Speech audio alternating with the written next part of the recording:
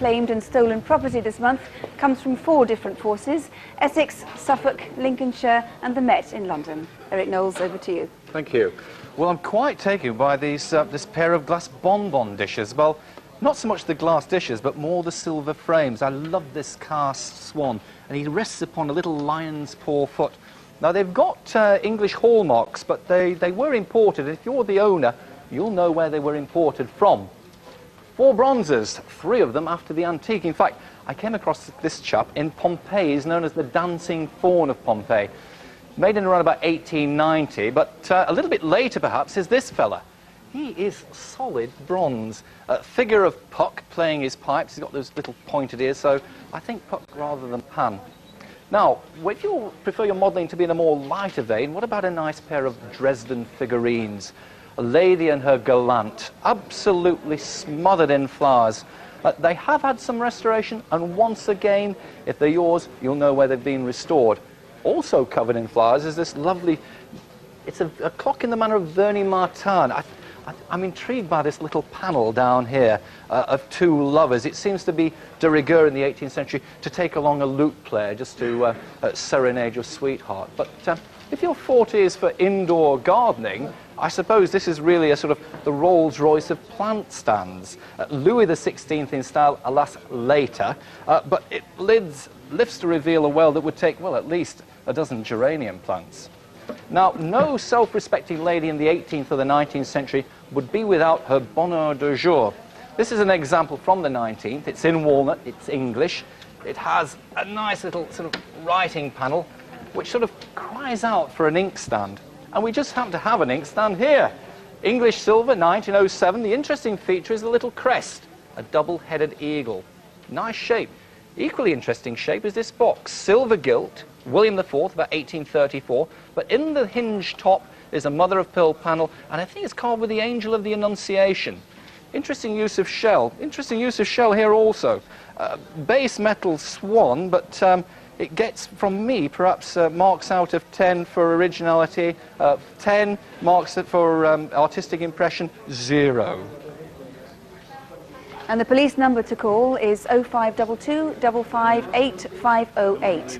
The number here in the studio is 081 811 8181. Our treasure trove of unclaimed property comes this month from storage at police headquarters in Peckham in South London, but it could of course come from burglaries anywhere in the country. Here's Eric Knowles. Thank you, Sue. Well, I have to admit that my biggest social impediment is tea. Not drinking it, I'm afraid. I hate the stuff, but for some reason I do like teapots and I do like tea caddies, and I like this tea caddy. Dates from around about 1820, and it's decorated in a penwork technique with lots and lots of small different animals. Wonderful object. Equally wonderful is a rosewood Davenport. Now, don't be fooled by the drawers on this side. They're all dummies, I'm afraid. The real thing's at the other side. Now, we do get quite a few carriage clocks in the cave, but these 2 are little jewels. Take this one, for example. Both French, both late 19th century. This one's decorated with the most wonderful silver filigree panels. And its big brother? Well, it's decorated with Champ-Levy panels also. Now, here's another different type of enamel. Guilloche enamel. A brush set. It dates from this sort of Art Deco period, maybe around about 1925-30. But what makes it interesting is this RAF little applique in the centre. Very British. Equally British, a set of 4 sporting prints. Fox hunting. Nice, hand-coloured, 19th century. Love the prints, hate the subject. However, come and have a look at this. This is quite an exciting object. This is a reverse painting on glass. What's more, it's Chinese. It's made for export in around about 1770, and it depicts the figure of Hebe. A very expensive Hebe, I would add. Next to it, pair of them. Notice treacle paintings, don't ask me why. They're actually reverse, they're prints reverse painted. And in this case, they depict the 4 seasons. Underneath 2 of the seasons, autumn and winter. This time Dresden, and they're actually copies of Meissen figurines that date from the 18th century. Next to it, figure of Byron, Lord Byron, completing Greek outire. Alas, Lord Byron dates from around about 1818. He's not an 1850s example. Now, here's a chap with whom I have something of an affinity. Having a 5-day-old baby boy, I know what it's like at 3 o'clock in the morning. And here he is at the end of the bed, a German fairing. It came with a whole group of fairings, mostly German and mostly turn of the century. Here's a delightful little bronze figure of a girl. She's not signed in any way. Perhaps the age of innocence would do. But in front of the dog, well, that's a different matter. That's P.J. Men, a top French animalier, and he dates from around about 1850. Good quality and also top quality. Look at this mirror frame. Minton, 1830, those wonderful floral encrusted flowers. I could almost pick one off and put it in my buttonhole. Stands on a fabulous French table, marquetry inlay, 18th century, alas style only, but obviously from a good home. From a more humble abode, what about this little rocky? It's a lambing chair, and I can just imagine the farmer's daughter in about 1800 nursing her favourite little lamb back to health. However, should you prefer an old master, or dare I say, should you prefer an old malt, maybe this little secret cabinet's more to your keeping. But if you are a secret drinker, this Christmas, please don't be a driver as well, please. Well, thank you very much, Eric. The number to ring if you recognise anything there is 081 811 8181. Possessions, some of which might just be yours. Tonight's haul has been recovered by the Metropolitan Police through a crackdown on burglaries called Operation Bumblebee. Here to take us through it, Eric Knowles. Thank you, Nick.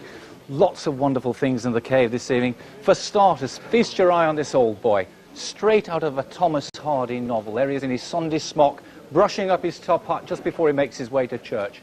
Good artist, I'm not going to tell you who it is, you tell me, but feast your eyes on this wonderful mirror, Regency mirror, gilt wood. You can see it's got everything, the eagle on the top, ball supports, it's got twin sconces, barley twist stems, lovely bit of acanthus trim on there. Just the sort of thing that might have belonged at one stage to a character like this. A Regency physician, no less, a doctor, if the skull's anything to go by, that is. Enamel on copper, and all I'm going to say about the artist here is there is an anatomical connection there, a bit cryptic. But if you want something easy on the eye, feast your eyes on this lovely watercolour. It may be a sketch for an oil painting, but it's by a very good artist, and I'll tell you now, this is not really typical of his subject matter. Now, you can see we've got some wonderful clocks in the cave this evening, Georgian clocks, Victorian clocks, but what about this for a clock? Georgian, London maker, mahogany, possibly Regency. It's so good I could almost eat it.